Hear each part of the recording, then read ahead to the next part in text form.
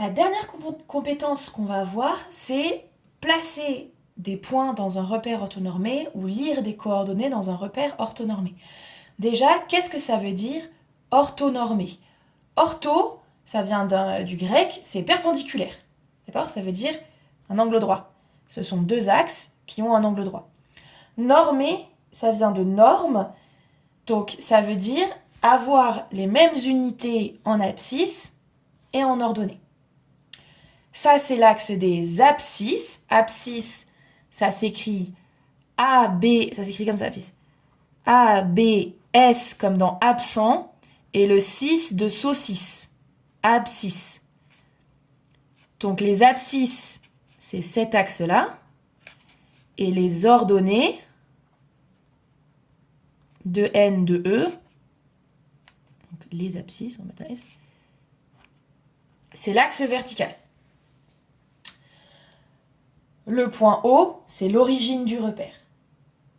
Donc, vous aurez quasiment tout le temps des repères orthonormés au collège, hein, c'est-à-dire, hop, perpendiculaire, et hop, un carreau, c'est 1, un carreau, c'est 1. C'est parti.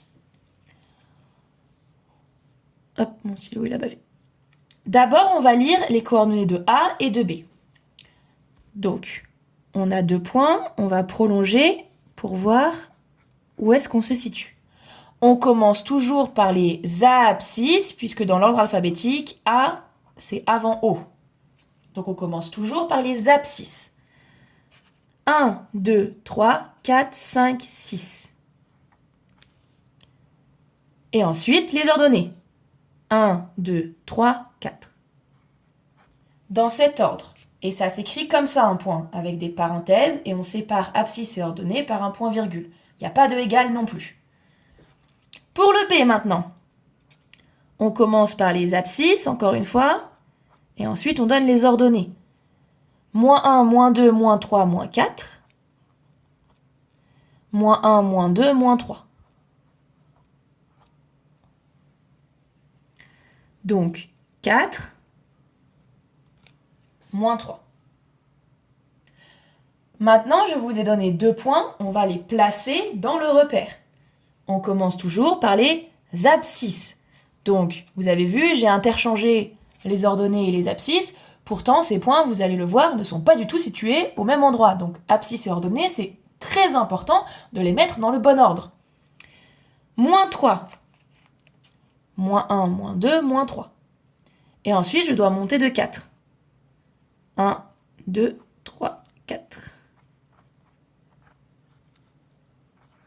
C, il est ici. Maintenant, je vais faire E. E, je dois avancer de 4. 1, 2, 3, 4. Puis descendre de 3.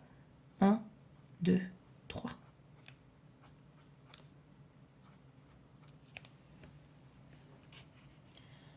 Donc, vous devez savoir ce qu'est un repère orthonormé, perpendiculaire, mêmes unités en abscisse et en ordonnée. Vous devez savoir lire des coordonnées. On commence toujours par lire les abscisses en premier, puis les ordonnées. Placer des points dans un repère. On commence toujours par les abscisses et ensuite les ordonnées.